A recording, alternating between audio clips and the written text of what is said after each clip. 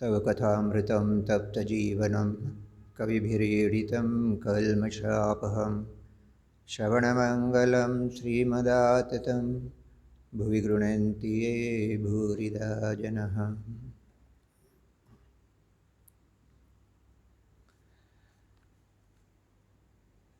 Ramakrishna mission Jammu द्वारा इस साप्ताहिक सत्संग का आज हम प्रारंभ कर रहे हैं। आज तो जो चर्चा होने जा रही है यह कोई प्रवचन नहीं होगा, सिर्फ एक भूमिका है। और भूमिका की जहाँ तक बात है, इसकी आवश्यकता इसलिए महसूस हुई। हम सभी जानते हैं पिछले करीब 1.5 वर्ष से कोरोना महामारी के कारण आश्रम की गतिविधियां लगभग बंद ही थी। अभी भी अन्य गतिविधियां प्रारंभ हुई है, परंतु मंदिर में भक्तों का समागम अभी भी पूर्ववत नहीं हो पाया है। वरन इस समय जो एक बात देखने में आती है, बहुत से भक्त शायद आश्रम में आना चाहते हैं, परंतु उनके मन में ऐसा कहीं विचार हो सकता है कि अभी तो आश्रम में कुछ कार्यक्रम नहीं हो रहे हैं, इसलिए शायद उनमें आने का उत्साह नहीं बन पाता है। और आश्रम की तरफ से सोचा जाता है कि अभी भक्त नहीं आ रहे हैं, इसलिए कार्यक्रम किसके लिए आयोजित किए जाए। तो ऐसी परिस्थिति में इस जड़ता को दूर करने के लिए हम लोगों ने विचार किया कि क्यों न आधुनिक तकनीक का उपयोग किया जाए। आधुनिक तकनीक का अर्थ इस साप्ताहिक सत्संग में जो भी भक्त यहाँ उपस्थित होंगे उनके उद्देश्य से तो कुछ बोला ही जाएगा, साथ ही साथ इस चर्चा को हम रिकॉर्ड करके यदि हम ऑनलाइन प्लेटफॉर्म पर बाद में दे सकें, तो ऐसे भक्त जो वृद्धावस्था के कारण या शारीरिक अस्वस्थता के कारण या अपनी कार्य व्यस्तता के कारण यहाँ नहीं आ पाते हैं, वे भी यहाँ होने वाली चर्चा का लाभ ले सकेंगे। तो इन सब बातों को दृष्टिगोचर करके आज से इस सत्संग का प्रारंभ किया जा रहा है। और एक बात, यदि सत्संग होता है तो उसका कोई विषय होना चाहिए। तो हम लोगों ने विचार किया, प्रतिदिन हमारे आश्रम में इस प्रार्थना कक्ष में संध्या आरती के पश्चात श्री रामकृष्ण वचनामृत से पाठ किया जाता है। अब जहाँ तक ऐसे भक्तों का प्रश्न है जो बहुत समय से रामकृष्ण मठ और मिशन की भावधारा से जुड़े हैं, उन्हें तो श्री रामकृष्ण के जीवन के बारे में थोड़ी बहुत जानकारी रहती ही है, परंतु ऐसे अनेक नए भक्त हैं जिन्हें अभी भी श्री रामकृष्ण के जीवन के बारे में अधिक जानकारी नहीं है। और जब श्री रामकृष्ण के जीवन के बारे में अधिक जानकारी नहीं हो, तो इस श्री रामकृष्ण वचनामृत ग्रंथ से होने वाले पाठ को समझने में उन्हें कहीं असुविधा हो सकती है। क्योंकि जब तक आप श्री रामकृष्ण के जीवन के बारे में कुछ नहीं जाने, उनके जीवन की घटनाओं को नहीं समझ पाए और श्री रामकृष्ण के जीवन के साथ जुड़े हुए अन्य व्यक्तियों के बारे में कोई जानकारी न हो, तब तक वचनामृत का बहुत सा अंश शायद संभवतः समझ में नहीं आता है। तो इस सब बातों के कारण यह विचार किया गया कि यह साप्ताहिक सत्संग हम श्री रामकृष्ण वचनामृत प्रसंग या श्री रामकृष्ण वचनामृत मंथन या चिंतन इस किसी नाम के साथ करेंगे। यानी जैसा कि प्रतिदिन होता है, श्री रामकृष्ण वचनामृत से ही हम कुछ अंश लेंगे, परंतु उस पर थोड़ा और गहराई से विचार करेंगे, उसकी भूमिका को समझने का प्रयास करेंगे, उससे जुड़ी हुई अन्य बातों को समझने का प्रयास करेंगे। और इसलिए यह श्री रामकृष्ण वचनामृत जो मंथन होगा या चिंतन होगा, यह हम प्रत्येक रविवार को आयोजित करेंगे। किसी कारण से यदि रविवार को नहीं हो पाए तो हमारा प्रयत्न होगा कि वह सप्ताह के किसी अन्य दिन किया जाए। अब श्री रामकृष्ण के जीवन की यदि बात करें तो दो प्रामाणिक ग्रंथ है जहाँ से श्री रामकृष्ण के जीवन के बारे में हमें अधिकाधिक या संपूर्ण जानकारी प्राप्त हो सकती है। इन दो ग्रंथों में एक तो श्री रामकृष्ण का जीवन चरित्र है, जीवनी है, और वह जीवनी श्री रामकृष्ण के ही एक सन्यासी शिष्य स्वामी शारदानंद जी द्वारा लिखित जीवनी है। चूँकि श्री रामकृष्ण के सन्यासी शिष्य ने ही लिखी है, उनके एक अंतरंग शिष्य ने ही लिखी है, एक ऐसे व्यक्ति ने लिखी है जिन्होंने श्री रामकृष्ण को रात दिन देखा है, इसलिए वह जीवनी प्रामाणिक है। धार्मिक इतिहासों में, विश्व के धार्मिक इतिहासों में इस प्रकार की जीवनियों का बहुत महत्व है, परंतु बहुत से महापुरुष ऐसे हुए हैं जिनकी जीवनी उनके जीवन काल में तो नहीं ही लिखी गई, परंतु उनके इस धराधाम से चले जाने के बहुत बहुत वर्षों पश्चात लिखी गई है। और ऐसे में संभावना हो जाती है कि उनके चरित्र में कुछ काल्पनिक घटनाएं या अन्य ऐसे प्रसंग आ सकते हैं जो शायद वास्तविक जीवन में नहीं घटे हो। श्री रामकृष्ण लीला प्रसंग नामक श्री रामकृष्ण देव की जीवनी इस संदर्भ में अन्यान्य जीवनियों से अलग है, क्योंकि वह, जैसा कि मैंने अभी बताया, श्री रामकृष्ण के एक सन्यासी शिष्य द्वारा ही लिखी गई है, इसलिए उसमें प्रामाणिकता है। दूसरा, आध्यात्मिक महापुरुषों के जीवन में जैसा होता है कि बहुत सी चमत्कारिक अलौकिक घटनाओं का समावेश कर दिया जाता है, और श्री रामकृष्ण देव के प्रमुख शिष्यों में से एक स्वामी विवेकानंद इस बात के बारे में बहुत सावधान थे। इसलिए उन्होंने अपने गुरु भाइयों को कहा था कि जब भी श्री रामकृष्ण के जीवन की चर्चा की जाए तो कोई चमत्कारिक घटनाओं का उल्लेख नहीं किया जाए। धार्मिक लोगों से, तथाकथित धार्मिक लोगों से या आध्यात्मिक साधकों से भी यह भूल हो जाती है कि वे अपने गुरु, अपने इष्ट, उनके जीवन में चमत्कारों को ज़्यादा महत्व देते हैं, परंतु विवेकानंद का जो वैज्ञानिक चिंतन था वह इस बारे में सावधान करता है कि ऐसी चमत्कारिक या अलौकिक घटनाओं को कोई प्रश्रय न दिया जाए। इसलिए श्री रामकृष्ण की जीवनी में जो प्रामाणिक चीज़ें हैं, उनके जीवन में जिस प्रकार से अद्भुत रूप से ईश्वर दर्शन का प्रसंग आता है, उन सब चीज़ों को बिल्कुल प्रामाणिक तथ्यों के साथ लिखा गया है। इसलिए वह जीवनी अपने आप में एक अनूठी है। इस बात का उल्लेख इसलिए भी कर रहा हूँ क्योंकि श्री रामकृष्ण देव की एक जीवनी ऐसी भी है जिसकी प्रस्तावना स्वयं महात्मा गांधी ने लिखी है, और महात्मा गांधी उस प्रस्तावना में बड़े स्पष्ट रूप से लिखते हैं कि श्री रामकृष्ण एक ऐसे व्यक्ति थे जिनका जीवन हमें ईश्वर को समझने में ही नहीं, ईश्वर के दर्शन में हमें सहायता प्राप्त कर सकता है। तो एक ऐसा अद्भुत जीवन जो हमें ईश्वर दर्शन करा सकता है, उसका जीवन चरित्र हमें थोड़ा गहराई में समझने की आवश्यकता है।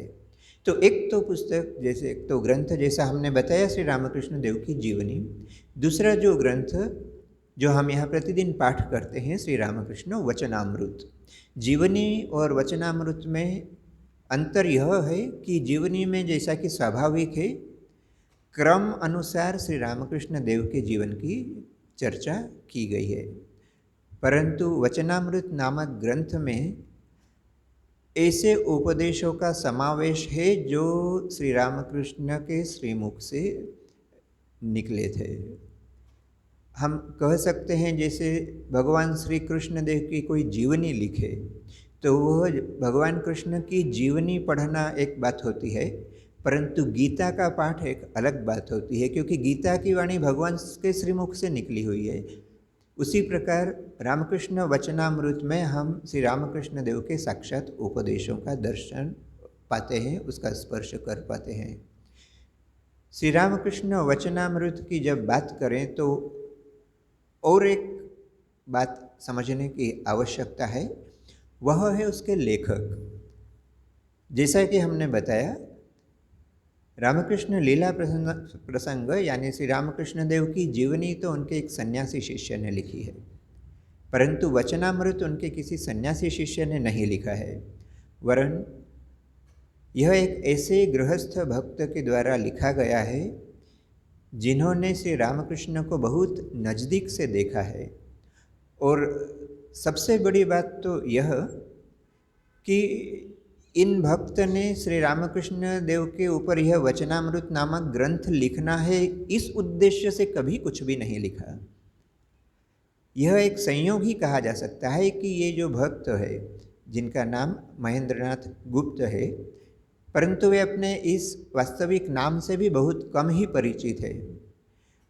विशेषकर आध्यात्मिक क्षेत्र में और आध्यात्मिक महापुरुषों अवतारों की जीवनी यदि कोई लिखे तो बहुत ही आवश्यक है कि ग्रंथ लेखक अपने विषय वस्तु के ऊपर हावी न हो जाए।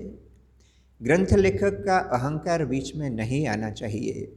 प्रायः हम यदि कुछ लिखते हैं तो हम स्वयं को सम्मुख रखने का प्रयास करते हैं। रामकृष्ण वचनामृत में देखा जाता है कि इस ग्रंथ के जो ग्रंथकर्ता थे उनका प्रायः कहीं उल्लेख ही नहीं है पर वह गुप्त रूप से है। उनका सरनेम भी गुप्त था और वे सच में उन्होंने अपने आप को गुप्त ही रखा है। जिस प्रकार एक गिलास दूध में यदि चीनी डाल दी जाए तो चीनी का अस्तित्व समाप्त हो जाता है, परंतु दूध का आस्वादन करने पर चीनी के अस्तित्व का पता चलता है।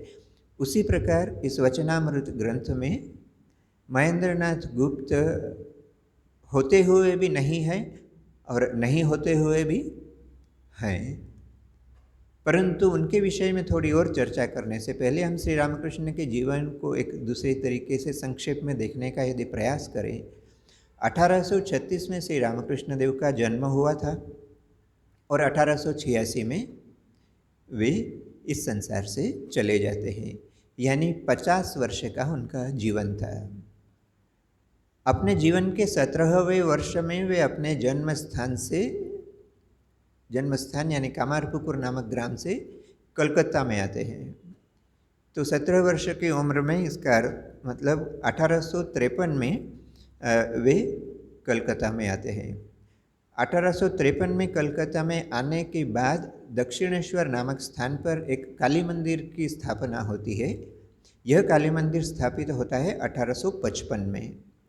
तो श्री रामकृष्ण देव 1855 में यानी करीब 19 वर्ष की उम्र में दक्षिणेश्वर में आते हैं और उसके शायद कुछ महीनों के अंदर ही घटना प्रसंग ऐसा होता है कि वे इस काली मंदिर में पूजक का पद ग्रहण करते हैं। उस मंदिर में काली माता के पुजारी के रूप में कार्य प्रारंभ करते हैं। तो यह 19-20 वर्ष की उम्र में उन्होंने पूजक का पद ग्रहण किया और उनके मन में विचार आता है कि मैं जो पूजा कर रहा हूँ, क्या मैं एक पत्थर की पूजा कर रहा हूँ? और देखिए, एक वैज्ञानिक विचार आध्यात्मिक जीवन में भी किस प्रकार सहायता करता है, इसका सर्वश्रेष्ठ उदाहरण श्री रामकृष्ण देव स्वयं है। क्योंकि पूजा करते करते उनके मन में जब यह प्रश्न आया कि क्या मैं एक सिर्फ पत्थर की पूजा कर रहा हूँ या सच में यह, जैसा कि लोग कहते हैं, यह सच में देवी है, फिर अपने आंतरिक व्याकुलता के दम पर उन्होंने काली माता के दर्शन किए और उनका जीवन प्रायः काली माता के आदेश के अनुसार ही परिचालित हुआ। वह सब बहुत विस्तार में घटी हुई घटना है, परंतु यह इस 19-20 वर्ष की उम्र में 1855 के समाप्ति से लगभग उन्होंने जो साधना की, उनका साधक जीवन अगले करीब 12 वर्षों तक चलता है। तो 12 वर्ष तक चलता है, इसका मतलब करीब 1867 तक उनकी आध्यात्मिक साधना समाप्त हो चुकी होती है। 1867 के बाद वे जीवित रहे 1886 तक। अंदाज से हम कह सकते हैं कि करीब 20 वर्ष का जीवन उन्होंने अपने आध्यात्मिक उपलब्धियों के पश्चात जीवन यापन किया। यानी इन 20 वर्षों में ही संसार का श्री रामकृष्ण देव के साथ कुछ परिचय होता है, परंतु परिचय इस अर्थ में नहीं कि आध्यात्मिक साधना के पश्चात, जैसा कि हम भगवान बुद्ध के जीवन में देखते हैं, भगवान बुद्ध ने जब बुद्धत्व की प्राप्ति की तो उसके तत्पश्चात ही उन्होंने धर्म प्रचार का कार्य प्रारंभ कर दिया। वे विभिन्न स्थानों पर भ्रमण करते थे, साथ में धर्मोपदेश भी करते थे। परंतु श्री रामकृष्ण देव ने 12 वर्ष तक दक्षिणेश्वर में आध्यात्मिक साधना की। उसके बाद के लगभग 20 वर्ष या 19 वर्ष उन्होंने दक्षिणेश्वर में ही बिताए, परंतु वे तथाकथित रूप से धर्म प्रचार करने के लिए यानी कहीं प्रवचन करने के उद्देश्य से कहीं आते जाते नहीं थे। धीरे धीरे उनके बारे में संसार को पता चला, और संसार को पता चलने के पीछे भी उस समय के जो एक समाज सुधारक थे केशव चंद्र सेन, केशव चंद्र सेन उस समय में एक प्रगतिशील उदार प्रवृत्ति के व्यक्ति थे जो बहुत विद्वान भी थे। परंतु एक तरफ जैसा कि चूँकि अंग्रेज़ों का शासन था और उस समय तो कलकत्ता अंग्रेज़ों की राजधानी भी हुआ करती थी, तो स्वाभाविक रूप से अंग्रेज़ों का प्रभाव और क्रिश्चियनिटी का प्रभाव, ईसाईयत का प्रभाव केशव चंद्र सेन के ऊपर पड़ा था। और उन्होंने हिंदू धर्म का भी कुछ सामान्य रूप से अध्ययन किया था, इसलिए उन्होंने हिंदू धर्म को पूरी तरह से नहीं छोड़ा था, उधर ईसाईयत से प्रभावित थे। इसलिए उनके सुधार कार्यों में ईसाईयत का या पश्चिमी सभ्यता का बहुत कुछ अंश देखा जाता था। अब ऐसे उदारवादी व्यक्ति के पास यदि कोई परंपरावादी हिंदू जाए, आज की भी बात यदि हम करें, वर्तमान में भी यदि ऐसा हो, तो परंपरावादी हिंदू को कोई भी तथाकथित आधुनिक उदारवादी कहने वाला व्यक्ति उसकी बात बिल्कुल भी नहीं सुनेगा, क्योंकि एक अहंकार कार्य करता है जो परंपरा को पूर्ण रूप से अस्वीकार करता है। केशव चंद्र सेन इस मायने में अलग व्यक्ति थे, क्योंकि वे आधुनिक थे, परंतु उनके जीवन में सचमुच आध्यात्मिक विकास भी कुछ हद तक हुआ था। और इस आध्यात्मिक अंतर्दृष्टि के बल पर जब पहली बार श्री रामकृष्ण उनके पास जाते हैं, आप कल्पना करके देखिए, केशव चंद्र सेन उस समय पश्चिम बंगाल में तो लगभग माने एक देवता के समान, भले पारंपरिक अर्थ में उनकी पूजा नहीं होती थी, परंतु प्रत्येक शिक्षित युवक या आधुनिक कहलाने वाला व्यक्ति केशव चंद्र सेन का अनुयायी कहलाने में गर्व का बोध किया करता था। केशव चंद्र सेन उस समय इंग्लैंड जाते हैं, स्वयं क्वीन विक्टोरिया उनके साथ बैठकर चर्चा करती है।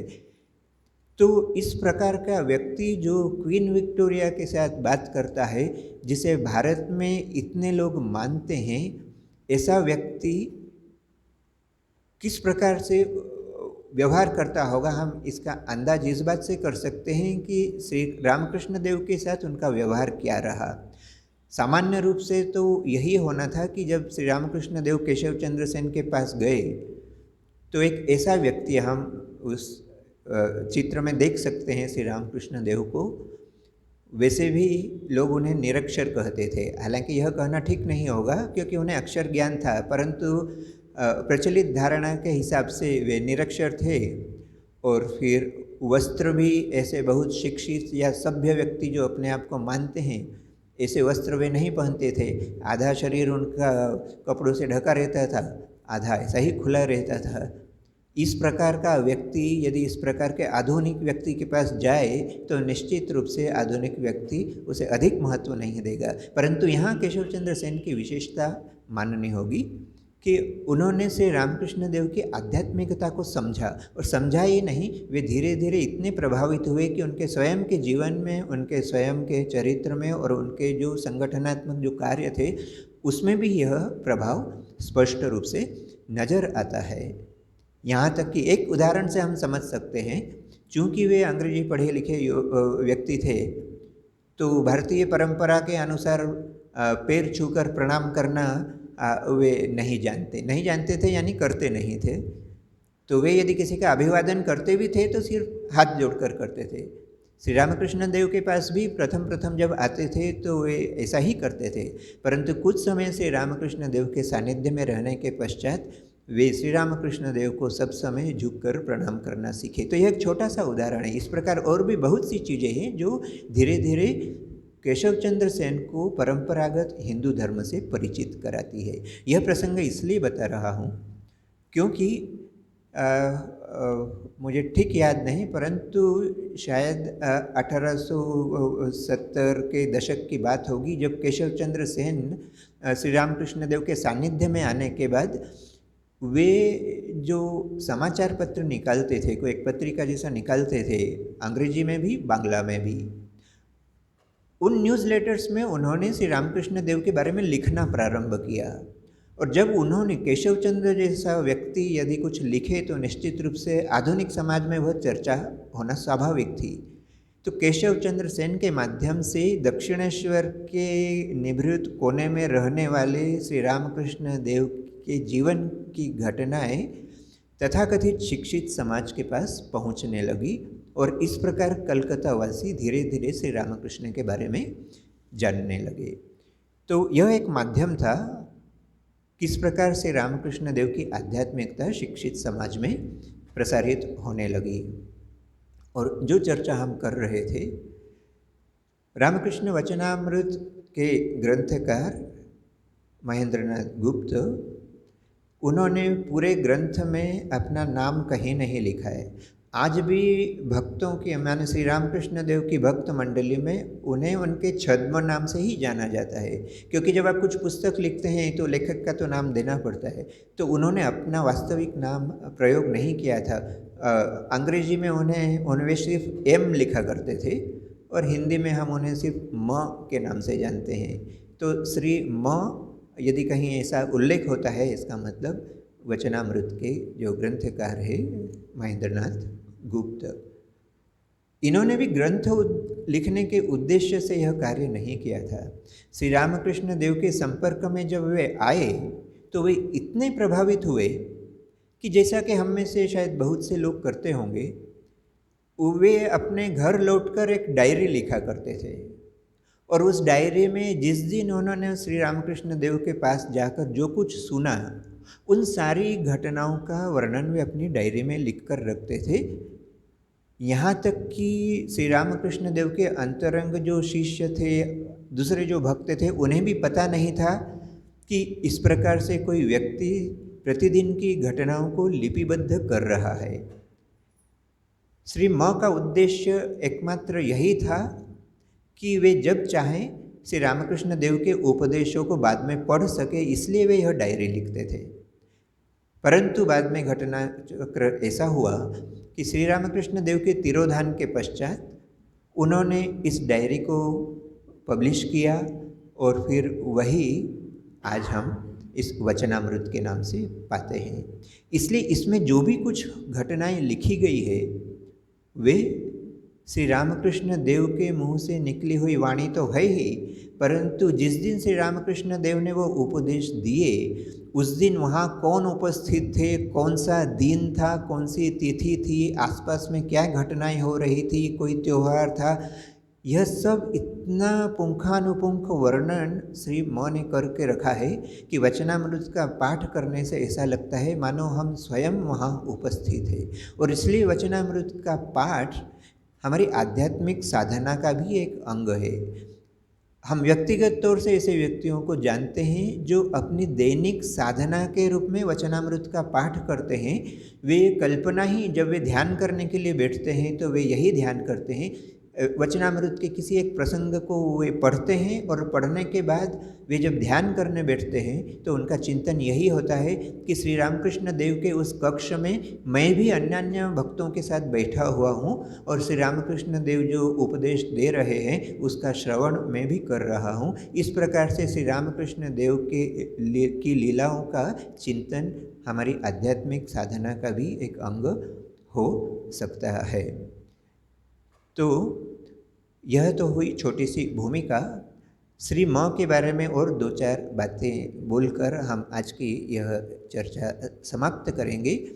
श्री म के बारे में चर्चा करना इसलिए आवश्यक है, जैसा कि मैंने पहले ही कहा, वे इस ग्रंथ के रचयिता हैं और इस ग्रंथ में उपस्थित होकर भी अनुपस्थित है, अनुपस्थित होकर भी उपस्थित है। यह जो उनकी विशेषता है, ऐसा नहीं कि वे कोई बहुत असाधारण व्यक्ति थे, परंतु फिर भी आध्यात्मिक इतिहास में यदि देखा जाए तो रामायण का वाल्मीकि के साथ या महाभारत का व्यासदेव के साथ जो संपर्क बनता है वही श्री रामकृष्ण देव के जीवन चरित्र, श्री रामकृष्ण देव के साथ श्री म का बनता है। म एक सामान्य व्यक्ति थे। 1854 में शायद उनका संभवतः जन्म हुआ था। 1854 में वे जन्मे थे और 1874 में उन्होंने अपनी स्नातक डिग्री पूर्ण की थी। ग्रेजुएट हुए थे 1874 में। जिस प्रकार के भावनात्मक प्रकृति के व्यक्ति थे उस प्रकार का कार्य किंतु उस समय उन्हें नहीं मिला। आर्थिक अवस्था घर की बहुत अच्छी नहीं थी। वे बहुत मेधावी थे, इसलिए ग्रेजुएशन के बाद वे कानून पढ़ना चाहते थे और इंग्लैंड जाकर वे आज हम यूपीएससी बोलते हैं, उस समय आईसीएस कहा जाता था, उसकी भी तैयारी करना चाहते थे, परंतु आर्थिक अभाव के कारण ऐसा नहीं कर पाए। मजबूरीवश उन्हें एक अंग्रेजी फर्म में काम लेना पड़ा, परंतु उस काम में स्वाभाविक रूप से उनका मन नहीं बैठता था। कुछ वर्ष वहाँ नौकरी करने के बाद फिर उन्हें किसी एक स्कूल में, आज का जो बांग्लादेश है उस समय भारत का ही एक हिस्सा था, आज के बांग्लादेश और उस समय के भारत के एक स्थान पर उन्हें एक स्कूल में प्राचार्य का पद मिलता है और वे यह अंग्रेजी फर्म में नौकरी छोड़कर वहाँ चले जाते हैं। कुछ समय बाद कलकत्ता में ही एक विद्यासागर का नाम आप लोगों ने सुना होगा। तो विद्यासागर बहुत से स्कूल चलाते थे, उनमें से एक स्कूल में महेंद्रनाथ गुप्त प्राचार्य के रूप में आ जाते हैं। इस प्रकार वे कलकत्ता एक शिक्षक के रूप में लौट आते हैं। बांग्ला में जैसा कि टीचर को मास्टर कहा जाता है, तो उनका नाम धीरे धीरे मास्टर महाशय ही हो गया। परंतु वह घटना बाद में, उनका जब ग्रेजुएशन हो रहा था उस समय या शायद उससे पहले ही 19 वर्ष की अवस्था में उस समय की परंपरा के अनुसार उनका विवाह हो जाता है। हमने पहले ही देखा घर की आर्थिक अवस्था अच्छी नहीं थी। 19 वर्ष की उम्र में विवाह होता है और कुछ दिनों में ही देखा जाता है उनकी स्वतंत्र प्रवृत्ति और उनके आध्यात्मिक प्रवृत्ति के कारण घर में अपने पिता से और अपने भाइयों से भी उनकी बहुत बनती नहीं थी। विवाह के पश्चात अपनी पत्नी के साथ भी उनको अच्छे संबंध नहीं रहे, तो घर में जो आपसी कलह होती थी, इस कलह से उनका आध्यात्मिक मन बहुत ही विचलित हो जाया करता था। यह प्रसंग समझना आवश्यक इसलिए है क्योंकि 1854 में लगभग उनका या उसके पहले शायद उनका विवाह हुआ था और श्री रामकृष्ण देव के संपर्क में आने के पूर्व उन्हें 4 संतानें हुई थी। श्री रामकृष्ण देव के संपर्क में आने के बाद भी संभवतः 3 और संतानें हुई थी। यानी प्रचलित अर्थों में पूर्ण रूप से एक गृहस्थ, एक संसारी व्यक्ति थे, ऐसा कहा जा सकता है।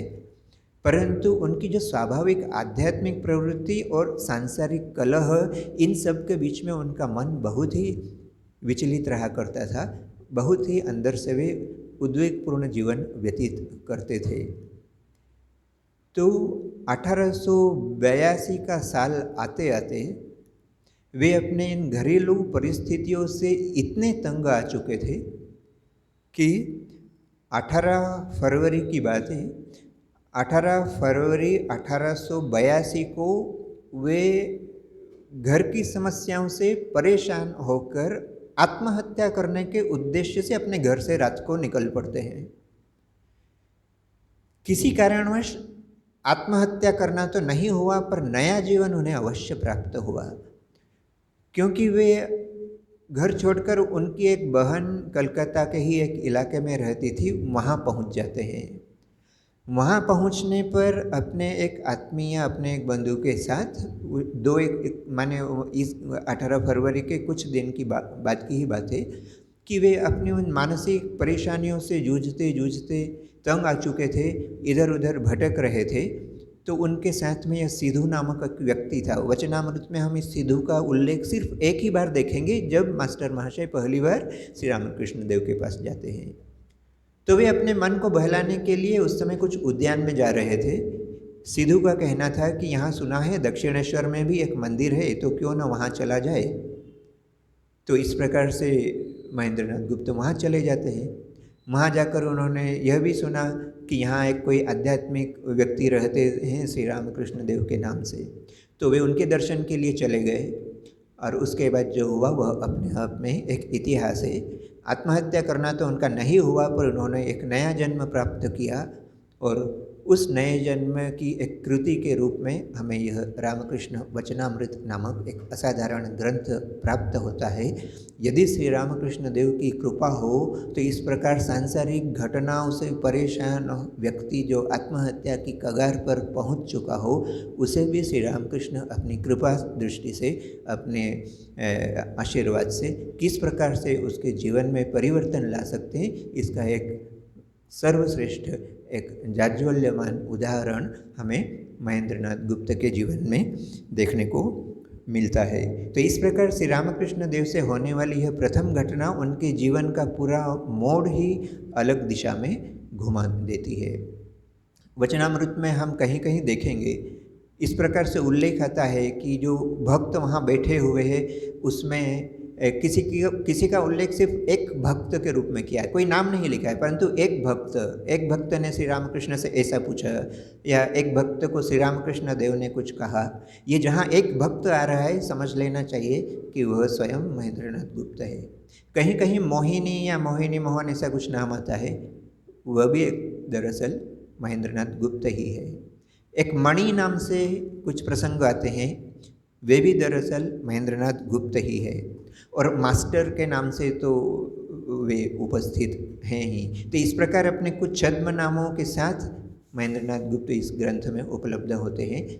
परंतु उससे भी बड़ी बात यह कि एक अवतार पुरुष श्री रामकृष्ण देव जैसे उच्च आध्यात्मिक व्यक्ति के जीवन में क्या घटनाएं हुई, वो जीवनी से हमें जितना पता नहीं चलता। जीवनी से कुछ ऐतिहासिक तथ्य प्राप्त होते हैं, परंतु वचनामृत से हमें उनके जीवन की घटनाओं के बारे में पता चलता है। गीता में अर्जुन ने श्री कृष्ण से यही प्रश्न किया था, स्थितप्रज्ञस्य का भाषा समाधिस्तस्य केशव स्थितधीहि किम प्रभाषेत किम आसीत व्रजेत किम। यानी अर्जुन श्री कृष्ण से पूछना चाहते थे कि यह जो स्थित प्रज्ञ या ब्रह्मज्ञानी या निर्वाण प्राप्त जो व्यक्ति है, यह किस प्रकार से बोलता है, किस प्रकार से खाता है, किस प्रकार से व्यवहार करता है, किस प्रकार से चलता है, ऐसा अर्जुन का प्रश्न है। और इस प्रश्न के उत्तर के रूप में यह द्वितीय अध्याय का 54वां श्लोक है गीता में, जहाँ अर्जुन यह प्रश्न करते हैं और फिर 55वें श्लोक से गीता के अंत, द्वितीय अध्याय के अंत तक भगवान श्री कृष्ण उसका उत्तर देते हैं। वह अपने आप में एक महापुरुषों के जीवन को समझने का एक प्रयास हम कह सकते हैं, क्योंकि उसमें सिद्ध हो चुके मनुष्य, अवतार हो चुके मनुष्य के दैनंदिन चरित्र का वर्णन है। और हम जैसे आध्यात्मिक साधनों के लिए वह एक उदाहरण है।